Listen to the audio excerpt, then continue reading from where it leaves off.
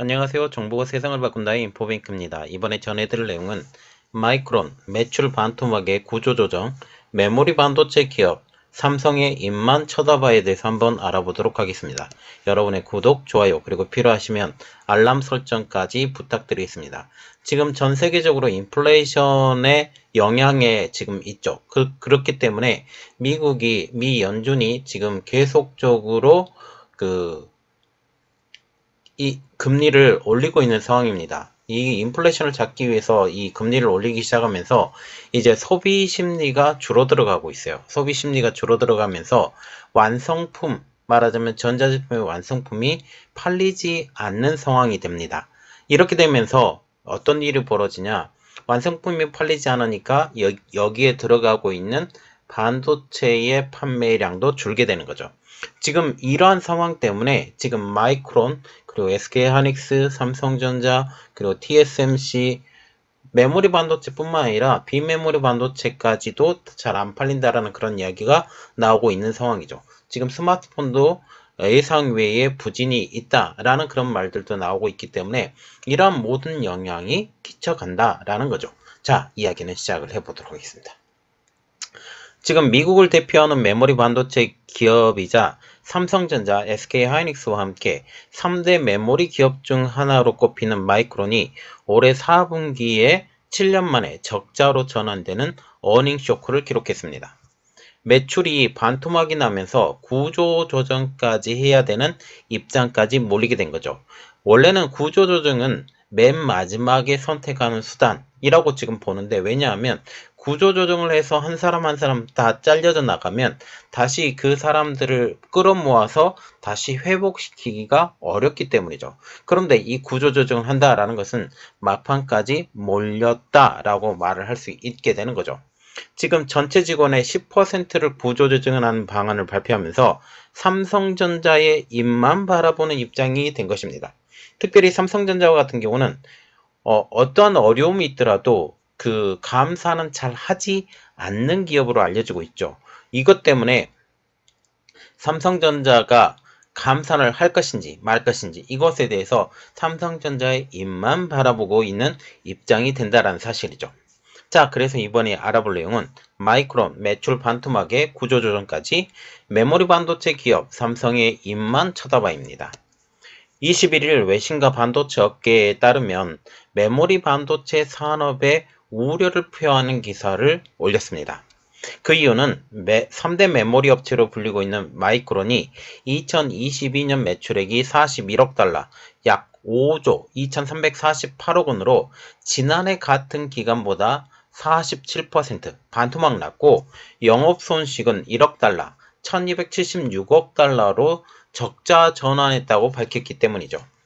마이크론이 분기 영업적자를 기록한 것은 무려 7년 만의 일. 그렇기 때문에 그 충격은 대단하다 할 수 있습니다. 작년만 하더라도 지금 반도체 사이클이 사이클 업 할 것이라고 그렇게 얘기가 나왔었고, 물론 하반기에 계속 떨어진다라는 그런 말이 나오고 있었지만, 지금 코로나19를 통해서 어마어마한 성장이 있었는데 지금 어마어마하게 떨어졌다가는 거죠. 근데 우리가 좀 생각을 해봐야 될 것은 뭐냐면, 지금 반도체의 생산량이 늘어날 만큼 다 늘어난 상황에서 이제 조금씩 줄여간다라는 그런 이야기가 나오고 있다라는 거죠. 상황이 이렇게 되자 마이크론은 발빠르게 대응을 준비하고 있습니다. 그것은 바로 최후로 선택할 수 있는 구조 조정. 사람을 자르게 되면 맨파워, 말하자면 사람이 인건비를 담당을 하기 때문에 이 맨파워를 통한 인건비 절감, 이것이 일어날 수 있다라는 거죠.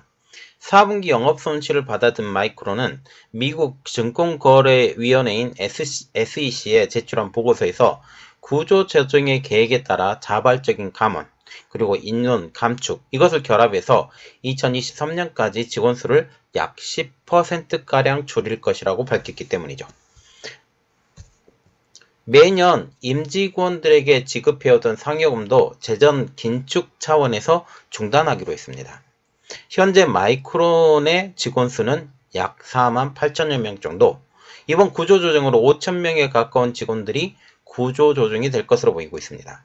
산제이 마이크론 CEO도 메모리 공급에 비해서 수요가 현저히 부족해 재고가 늘고 회사가 가격 경쟁력을 잃게 되었다라고 현재를 진단을 했습니다. 그러면서 수요와 공급의 현격한 불일치로 내년에도 1년 내내 수익성이 부진할 것으로 예상된다고 설명을 하고 있죠. 그런데 내년 하반기부터는 어느 정도 회복이 될 것이라는 얘기도 나오고 있습니다. 지금 마이크론이 가장 중요한 것은 실적을 제일 먼저 발표하는 회사이기 때문이죠.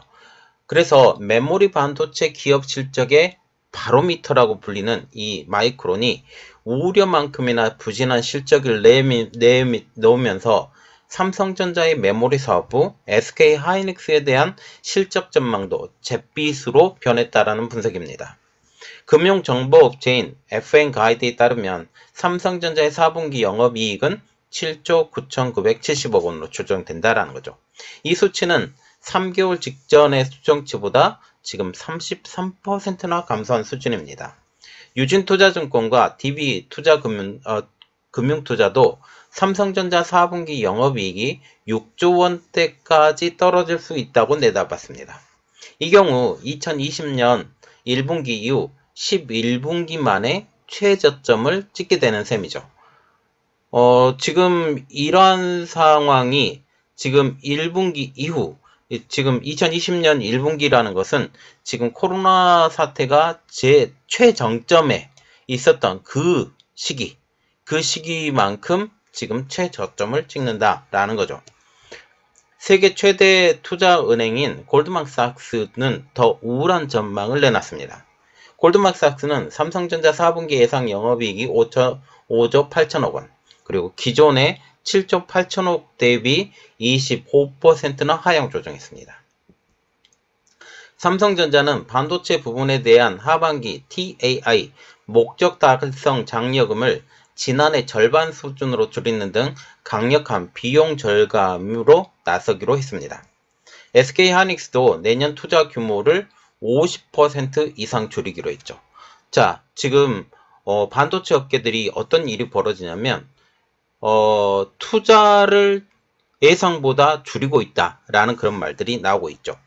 동시에 상대적으로 수익성이 낮은 제품을 중심으로 생산량을 줄여가기로 했습니다. 이미 마이크론은 올해 4분기 매출이 46.6%나 줄고 지금 메모리 반도체 기업 삼성만 쳐다봐 삼성 감산 기대하는 메모리 반도체 기업에 대해서 조금 더 깊이 들어가 보도록 할게요. 지금 이미 마이크론은 올해 4분기 매출이 46.6%나 줄고 영업이익은 적자 전환이 되었다는 소식이 나오고 있죠.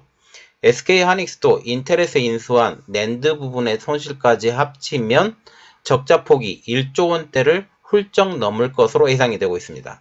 자, 지금 제가 그전에도 이런 이야기를 조금 해드린 적이 있는데 인텔이 그 낸드 플래시 달인 공장을 던졌어요. 시장에 던졌는데 SK 하이닉스가 이걸 먹고 좋은 청사진을 했죠. 그런데 제가 장기적으로 볼 때도 미국의 제재가 걸리게 되면 이 달인 공장이 위험에 빠지게 될 것이다. 그리고 지금 이것 때문에 어려움을 겪게 될 것이다 라는 말이 했는데 이게 정확하게 지금 이야기가 나오게 된 거죠. 여기에 삼성전자의 4분기 실적 역시 예상보다 나쁠 수 있다라는 분석까지 나오고 있습니다. FN가이드에 따르면 4분기 삼성전자 반도체 부분 영업이익은 2조 원에서 3조 원대 수준으로 그칠 것으로 예상된다라는 것이죠. 이는 전분기 기록되었던 5조 1200억 원의 약 절반가량에 해당되는 수치. 그래서 반도체의 영업이익이 절반으로 쪼그라들었다라고 보시면 되겠습니다. 전년 동기 8조 8,400억 원과 비교하면 무려 3분의 1 토막으로 지금 떨어지게 된 거죠. 일각에서는 주력인 반도체 사업이 부진하면서 삼성전자의 4분기 영업이익은 6조 9,420억 원에 머물 것이라는 전망이 나오고 있습니다. 낸드 사업의 경우 4분기부터는 적자 전환을 할 수 있다라는 우려까지 나오고 있는 상황. 삼성전자는 경쟁사에 비해서 원가 절감 기술 그리고 고부가가치 낸드 분야에서의 지배력을 바탕으로 수익성 측면에서 비교 우위를 점하고 있다고는 하지만 가격 하락폭이 너무 커지면서 결국 지금은 손실이 없지만 손실을 피할 수 없겠다라는 분석이 나오게 된 거죠. 이에 삼성전자도 발빠르게 움직이고 있습니다.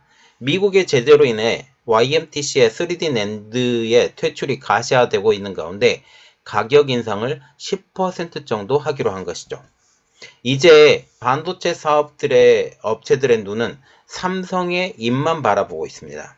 그것은 바로 그들의 입에서 떨어지는 감산이라는 말이죠.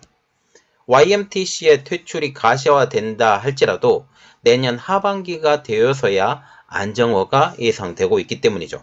이에 따라 글로벌 반도체 업계는 삼성전자의 감산 소식을 기대하고 있는 것입니다.